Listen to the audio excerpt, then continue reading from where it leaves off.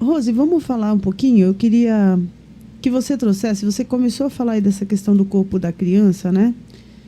É, hoje a gente tem uma questão muito, eu diria que, no meu olhar, com todo o respeito, né, assim, é, essa questão do corpo da infância muito exposto de uma forma precoce, né, no sentido de da criança deixar de ser criança muito antes, inclusive nessa questão do corpo, né, dessa postura, o quanto isso afeta, né, para uma criança que está em desenvolvimento desse corpo, né, e que está construindo isso, o quanto você acredita que isso é bom ou é ruim para essas crianças, né? Bela pergunta, Márcia. Os humanos, nós somos humanos, pessoas de fases, né? Então, para cada fase que você está se preparando para a próxima. Qualquer processo vivenciado antes da hora é precoce. E o sistema, assim, falando fisiologicamente, o sistema nervoso não está pronto para aquilo, então eu proponho alguma coisa precoce, o corpo não vai saber lidar. Em não sabendo lidar, não estando pronto para isso, ele vai levar para as fases posteriores um legado não muito positivo. A gente está vivendo hoje com as crianças, não todas, mas assim, um grande número de crianças não brincando. Então, as crianças não brincam. A gente está em período de férias. Justamente desespero para muitos pais, muitas mães, enfim. Ai, meu filho está em casa, eu não sei o que fazer com ele. Brincar.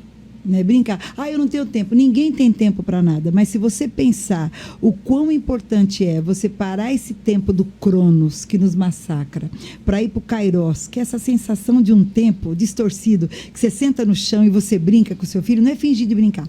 É que você brinque de verdade. Você reconecta, e a gente estava falando de conexão hoje, né, Márcia? Reconecta algumas questões ligadas à afetividade, à questão emocional e também à questão motora. As crianças, na fase da infância, elas têm que brincar. Criança na fase da infância não é para estar com o celular. Se você só oferece o celular, ela vai ficar com o celular. Mas lá na frente vai faltar o repertório motor até para atravessar a rua. Porque hoje o semáforo não te garante que você vai atravessar no verde. Você tem que, às vezes, muitas vezes, no verde, dar um salto mortal para pular daquele carro, daquela moto que não vai te respeitar. Então, fazer com que cada criança, cada ser humano possa viver as suas fases. Né? A fase motora, e com todos os aspectos, a possibilidade depois de reconhecimento da fase pré-adolescente, adolescência, adulto, porque tudo isso vai faltar num momento. Se eu não vivi, eu vou ficar com um déficit, eu vou ficar com um débito. E é fundamental. E essa fala é muito importante porque as crianças não estão brincando o que deveriam brincar. Na minha formação em educação física, eu tive uma disciplina chamada Educação Física Adaptada. Você também teve essa disciplina? Sim, sim. Eu sou professora de educação física e eu estou na graduação e eu tenho uma crítica muito grande a essa disciplina, porque a gente não tem que pensar na pessoa com deficiência como um conteúdo. A gente tem que pensar que a educação física é feita para todas as pessoas, a todos os momentos, e todas as professoras e todos os professores devem ter essa noção de singularidade e adaptar as suas aulas para todas as pessoas. Todas as pessoas. Por que eu estou falando isso? Porque quando eu fiz a faculdade, eu tive essa disciplina no último ano. O último ano eu estava quase com os 2 pés fora. Aparece essa disciplina, o meu professor era deficiente. Então, até então, eu só tinha tido professores e professoras com o biotipo da educação física, do fitness. Então, meu olho se acostumou. Eu não sou do fitness, não tenho nada contra, mas existe o corpo do fitness. Então, todo mundo era do fitness. No último ano, aparece um professor com deficiência.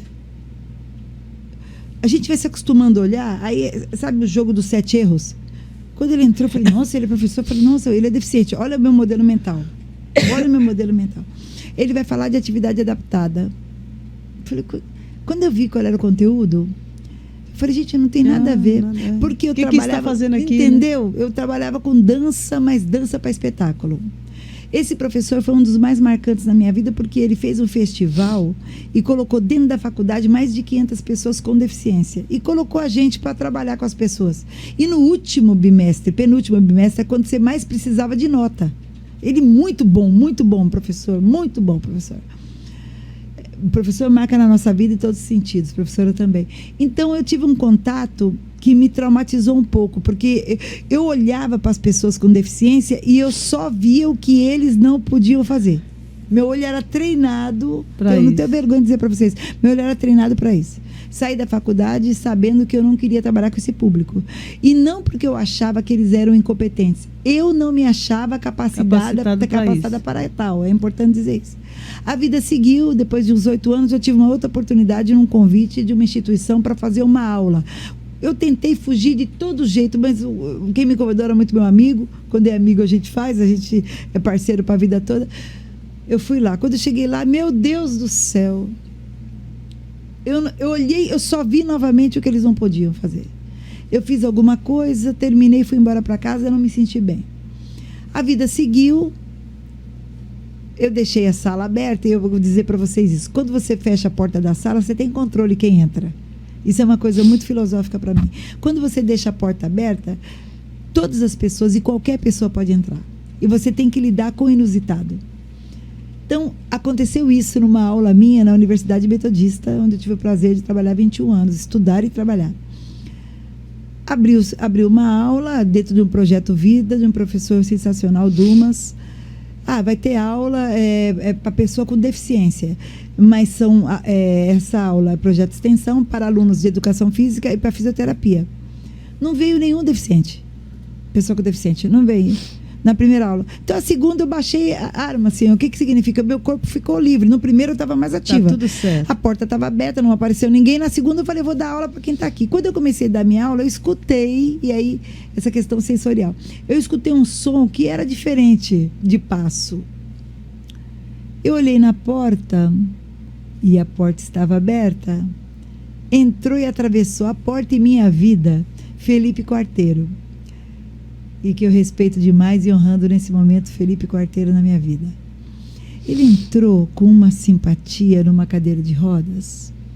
Ele falou, quem é a professora Rose? Naquele momento eu não queria ser a professora Rose.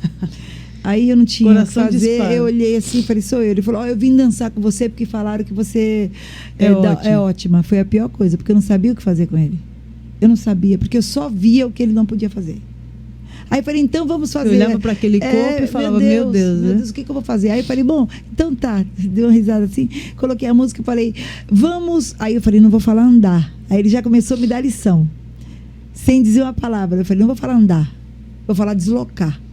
Eu falei, vamos deslocar no espaço. As pessoas olharam para mim, começaram a caminhar e ele arrasou, entrou na sala, atravessou de um lado para outro. Eu falei, isso. E eu olhava para ele, e aí foi a segunda lição. Eu comecei a olhar para ele.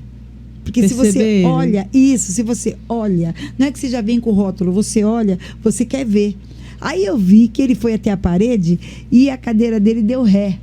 Ele jogou a traseira da cadeira e virou. Eu falei, e eu só falei para deslocar. Aí eu falei, desloca para frente e para trás. À medida que o Felipe ia me ensinando como eu deveria fazer. Quer dizer, o Felipe apareceu na minha vida e ali começava o sentir. E o sentir tem um nome grande, porque o objetivo dele, o ideal dele e a missão dele também é grande. É o sentir de dentro para fora ou um olhar curioso de fora para dentro. Eu entendo que esse nome diz sobre acesso, né? O sentir de dentro para fora, só o jeito que eu sinto é único. É diferente do seu jeito de sentir, Márcia. Mas o meu sentir único, se você quiser perceber, o seu olhar de fora para dentro pode se conectar com o meu sentir. E eu com o seu. E isso não tem a ver com corpos parecidos, e sim corpos singulares. E aí está o sentir com 14 anos. A gente tem pessoas com diferentes idades, com diferentes potenciais. O público-alvo, teoricamente, são pessoas com deficiência, mas eles são tão eficientes, Márcia, que eles mudaram minha vida, gente. Eu percebi o quão deficiente eu era no meu olhar. Meu olhar era preconceituoso. Então, quando eu falar do preconceito do outro, eu estou falando do meu. Do nosso, né? Porque é desse lugar, né? E eles foram Primeiro me trazendo... quando a gente fala, somos os primeiros a ouvir, Por né? favor, Escutar, né? Perfeito. Então, Sentir tá aí, maravilhoso. A gente dança uma vez por semana.